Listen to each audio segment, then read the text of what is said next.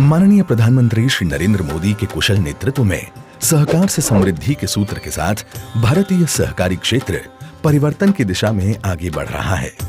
माननीय सहकारिता मंत्री श्री अमित शाह के मार्गदर्शन में रोजगार के नए अवसर और महिलाओं के सशक्तिकरण के लिए श्वेत क्रांति 2.0 की शुरुआत हुई है। इसका उद्देश्य अगले 5 वर्षों में दूध संकलन को 50% तक बढ़ाकर सहकारी दूध खरीद को वर्तमान 660 लाख किलोग्राम प्रतिदिन से 2028-29 तक 1007 लाख किलोग्राम प्रतिदिन करना है।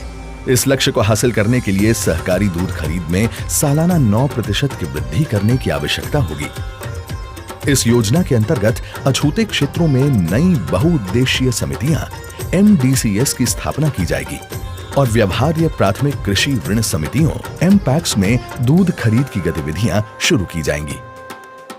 ये योजना नाबार्ड, NDDB और NFDB के सहयोग से संपूर्ण सरकार अभिगम का लाभ उठाते हुए कार्यान्वित की जाएगी। NDDB ने इंदौर, जिंद और चिकमंगलुरु में पायलट परियोजनाएं कार्यान्वित की, जिसमें चुनिंदा जिलों में 100 DCS स्थापित किए गए। पायलट प्रोजेक्ट से मिली सीख NDDB को श्वेत क्रांति 2.0 के लक्ष्य को हासिल करने में मदद करेगा।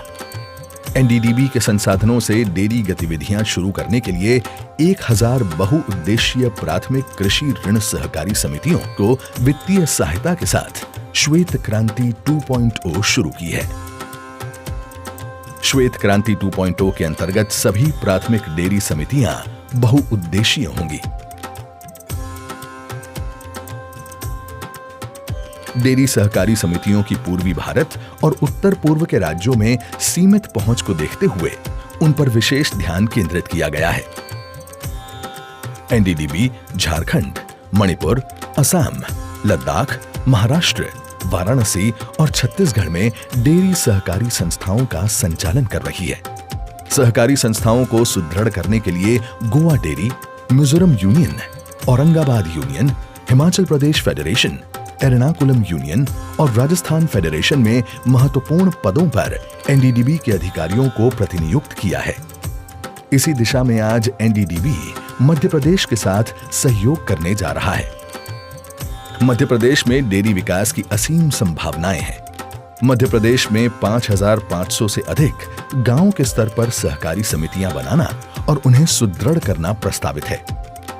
मध्य प्रदेश डेयरी योजना के अंतर्गत कुछ मुख्य लक्ष्य हैं। दूध संकलन को दैनिक 12 से 24 लाख किलोग्राम तक बढ़ाना, दूध बिक्री को 7 से 15 लाख लीटर तक बढ़ाना, डेयरी प्लांट की क्षमता को 18 से 30 लाख लीटर प्रतिदिन तक बढ़ाना, पशु प्रजनन, पोषण और स्वास्थ्य के क्षेत्र में हस्तक्षेप कर पशु उत्पादकता में वृद्धि करना और साथ ही साथ बायोगैस, गोबर प्रबंधन और ऑर्गेनिक खेती को बढ़ावा देना।